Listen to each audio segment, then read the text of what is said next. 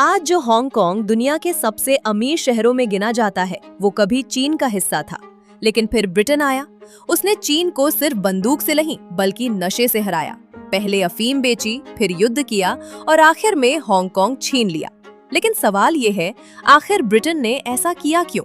और चीन इतनी बड़ी ताकत होते हुए भी हार कैसे गया? इसके लिए हमें जाना होगा 1800 के चीन में। 1800 के आसपास चीन दुनिया के सबसे अमीर और ताकतवर देशों में से एक था। लेकिन यहाँ एक बात समझनी जरूरी है। चीन आर्थिक रूप से ताकतवर था, यानी उसके पास बहुत पैसा था, बहुत लोग थे और पूरी दुनिया उससे सामान खरीदती थी। लेकिन सेना और तकनीक के मामले में चीन उतना आगे नहीं था। चीन अभी भी पुराने जमाने के हथियारों, तलवारों, लकड़ी के जहाजों और पुरानी सोच पर चल रहा था। उधर ब्रिटेन में इंडस्ट्रियल रेवोल्यूशन आ चुकी थी। ब्रिटेन के पास लोहे के बड़े जहाज, दूर तक मार करने वाली तोपें, नई बंदूकें और ट्रेनिंग वाली आधुनिक सेना थी। मतलब अगर आसान भाषा में समझो, चीन बहुत अमीर था लेकिन उसकी सुरक्षा पुरानी थी। जैसे कोई आदमी बहुत अमीर हो लेकिन उसके घर की दीवारें कमजोर हो। पूरी दुनिया चीन से सामान खरीदना चाहती थी। चीन की चाय, चीन का रेशम और चीन के चीनी मिट्टी के बर्तन, इनकी इतनी डिमांड थी कि ब्रिटेन से लेकर यूरोप तक सब चीन का माल खरीद रहे थे। हर साल ब्रिटेन के बड़े बड़े जहाज चीन आते, जहाज भर भर कर चाय, रेशम और बर्तन ले जाते। लेकिन दिक्कत ये थी कि चीन ब्रिटेन का कोई सामान खरीदना ही नहीं चाहता था। मतलब ब्रिटेन सिर्फ पैसे दे रहा था और बदले में माल लेकर जा रहा था, वो भी चांदी के सिक्कों में। धीरे धीरे ब्रिटेन की तिजोरियां खाली होने लगी।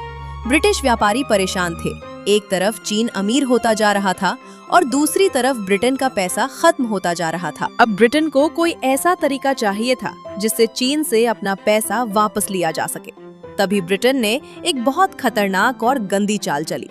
उसने भारत में उगाई जाने वाली अफीम को चीन में बेचना शुरू कर दिया। उस समय भारत पर ब्रिटिश ईस्ट इंडिया कंपनी का कब्जा था। ब्रिटेन बिहार और बंगाल में किसानों से अफीम उगवाता था, फिर उसे जहाजों में भरकर चीन भेज देता था। शुरुआत में चीन में कुछ लोग ही अफीम लेते थे, लेकिन धीरे धीरे इसकी लत पूरे चीन में फैल गई। सरकारी अफसर, सैनिक, अमीर व्यापारी, यहाँ तक कि आम लोग भी अफीम के आदी होने लगे। अब चीन के लोग अफीम खरीदने के लिए ब्रिटेन को पैसा देने लगे। मतलब जो चांदी पहले ब्रिटेन चीन को दे रहा था, वही चांदी अब वापस ब्रिटेन के पास आने लगी। ब्रिटेन खुश था, लेकिन चीन बर्बाद होने लगा था। 1839 में चीन के सम्राट ने फैसला किया कि अब बहुत हो चुका। उन्होंने एक सख्त अधिकारी भेजा, लिन जेशु। लिन जेशु ने चीन के बड़े बंदरगाह ग्वांगझो में जाकर अफीम का सारा धंधा बंद करवा दिया। ब्रिटिश व्यापारियों के हजारों बक्से अफीम के जब्त कर लिए गए। फिर उन बक्सों को समुद्र किनारे सबके सामने नष्ट कर दिया गया। करीब 20,000 बक्से अफीम के पानी में बहा दिए गए। ब्रिटेन भड़क गया। उसने कहा, चीन ने हमारा माल बर्बाद किया है, अब हम बदला लेंगे। और यहीं से शुरू हुई पहली ओपियम वॉर। 1839 से 1842 तक चीन और ब्रिटेन के बीच युद्ध हुआ। लेकिन ये लड़ाई बराबरी की नहीं थी। ब्रिटेन के पास आधुनिक जहाज, बड़ी तोपें और नई बंदूकें थीं। चीन के पास पुराने हथियार और कमजोर सेना। ब्रिटेन के जहाज चीन के एक एक बंदरगाह पर हमला करते गए। कुछ ही समय में चीन हार गया। 1842 में दोनों देशों के बीच एक समझौता हुआ, ट्रीटी ऑफ नैनकिंग। इस समझौते में चीन को मजबूर होकर ब्रिटेन को बहुत सारा पैसा देना पड़ा। 5 बड़े बंदरगाह विदेशी व्यापार के लिए खोलने पड़े और सबसे बड़ी बात, हांगकांग ब्रिटेन को देना पड़ा। यही से हांगकांग ब्रिटेन की कॉलोनी बन गया। अब सोचो, ब्रिटेन को हांगकांग मिल गया, बंदरगाह मिल गए, फिर भी उसने दूसरी ओपियम वॉर क्यों शुरू की? क्योंकि ब्रिटेन अभी भी खुश नहीं था। वो चाहता था चीन में और ज्यादा बंदरगाह खुले, विदेशी लोग चीन में आराम से रह सके और सबसे जरूरी, अफीम का व्यापार पूरी तरह कानूनी हो जाए। लेकिन चीन अभी भी इसके लिए तैयार नहीं था। 1856 में ब्रिटेन को एक बहाना मिल गया। एक जहाज था, एरो। चीन ने उस जहाज पर मौजूद कुछ लोगों को पकड़ लिया। ब्रिटेन ने कहा, चीन ने हमारे जहाज की बेइज्जती की है। लेकिन असली वजह कुछ और थी। ब्रिटेन पहले से दूसरी लड़ाई करना चाहता था। इस बार ब्रिटेन अकेला नहीं था, फ्रांस भी उसके साथ आ गया। 1856 से 1860 तक ब्रिटेन और फ्रांस ने मिलकर चीन पर हमला किया। दोनों देशों की सेना चीन के बड़े बड़े शहरों तक पहुंच गई। पहले ग्वांगझो पर कब्जा किया गया, फिर वे सीधे चीन की राजधानी बीजिंग तक पहुंच गए। 1860 में ब्रिटिश और फ्रेंच सैनिकों ने चीन के मशहूर समर पैलेस को आग लगा दी। वो चीन का बहुत खूबसूरत और ऐतिहासिक महल था। पूरा महल जलता रहा और चीन कुछ नहीं कर पाया। आखिरकार चीन को फिर हार माननी पड़ी।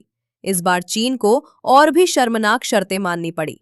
अफीम का व्यापार कानूनी करना पड़ा और ज्यादा बंदरगाह खोलने पड़े। विदेशियों को चीन में रहने की इजाजत देनी पड़ी और हांगकांग के पास का इलाका काओलून भी ब्रिटेन को देना पड़ा। अब हांगकांग पहले से और बड़ा हो गया था। यही वजह है कि चीन आज भी ओपियम वॉर को अपनी सबसे बड़ी बेइज्जती मानता है। चीन इस दौर को सेंचुरी ऑफ ह्यूमिलिएशन कहता है, क्योंकि चीन के हिसाब से ब्रिटेन ने पहले नशा बेचा, फिर युद्ध किया और फिर हांगकांग छीन लिया। बाद में 1997 में ब्रिटेन ने हांगकांग वापस चीन को लौटा दिया, लेकिन वापसी के समय एक शर्त रखी गई। हांगकांग का अपना अलग कानून, अलग कोर्ट, अलग सिस्टम और काफी हद तक आजादी रहेगी। इसे कहा गया 1 कंट्री 2 सिस्टम्स, यानी एक देश लेकिन 2 अलग सिस्टम। लेकिन धीरे धीरे चीन हांगकांग पर ज्यादा कंट्रोल करने लगा। हांगकांग के बहुत से लोगों को लगा कि उनकी आजादी छीनी जा रही है। इसी वजह से 2014 में बड़े प्रदर्शन हुए। फिर 2019 में लाखों लोग सड़कों पर उतर आए। कई जगह दंगे, पुलिस से झड़पें, आगजनी और हिंसा हुई। हांगकांग के लोग कह रहे थे, हमें हमारा अलग सिस्टम चाहिए, और चीन कह रहा था, हांगकांग पूरी तरह हमारा हिस्सा है। यानी आज जो चीन और हांगकांग के बीच विवाद दिखता है, उसकी जड़ 180 साल पहले हुई वही ओपियम वॉर है। अगर ब्रिटेन और चीन के बीच वो युद्ध ना होते तो शायद आज हांगकांग का मुद्दा भी ना होता। तो यही था वो पूरा इतिहास जिसकी वजह से आज भी चीन और हांगकांग के बीच विवाद बना हुआ है।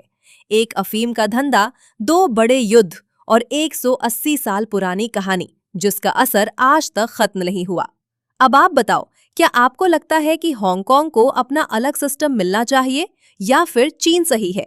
अपनी राय नीचे कमेंट्स में जरूर लिखना। अगर वीडियो पसंद आई हो तो वीडियो को लाइक करो, चैनल को सब्सक्राइब करो। फिर मिलते हैं अगली वीडियो में एक और ऐसी ही जबरदस्त कहानी के साथ। धन्यवाद। जय हिंद।